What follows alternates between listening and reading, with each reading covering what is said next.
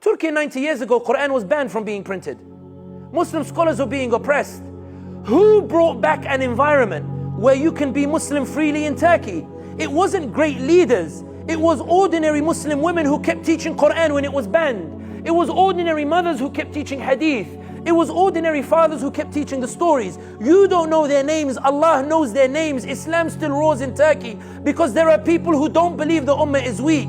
They believe that systems fall but the ummah is alive. Everyone says the caliphate fell in 1921 and it is a disaster, the ummah suddenly collapsed and the like. But the British couldn't capitalize. They were kicked out of Egypt less than 40 years later. France couldn't capitalize. They were kicked out of Algeria, where we're from, 40 years later. Italians couldn't capitalize. They were kicked out of Libya 40 years later. Because even if systems collapse, the ummah does not die. The ummah does not sleep. The ummah does not disappear. The ummah keeps going regardless of the situation. When the Algerians kicked out the French, they chanted. My grandfather was a mujahid. He fought in the mountains against the French. He said, Sami, we came down from the mountains and chanted, Ya Muhammad Mabruk Alik, Al Jazair Raj'at Lik. When the French left, we chanted, Oh Prophet Muhammad, congratulations! 132 years and we returned Algeria to you.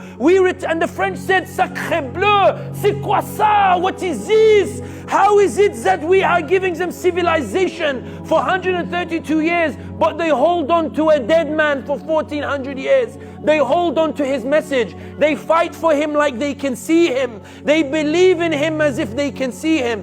Who is this man and what is this religion? When you meet these people, when you see them with your own eyes, don't be arrogant and tell them the ummah is weak. Be honest and say you are weak. Be honest and say you don't want to struggle. Be honest and say you're not capable of it. But don't look in the eyes of an ummah that keeps struggling, that keeps winning, that no matter how many times they colonize it, the ummah keeps shaking off the chains. No matter how many times they bomb it, they produce more huffar than Palestine. No matter how many times they slaughter, the ummah keeps going. Why? Because it's not about whether you have a Miami city in the Muslim world. It's that the Muslims will never let the ummah die, because its Lord is Allah subhanahu wa ta'ala and its Prophet is Muhammad.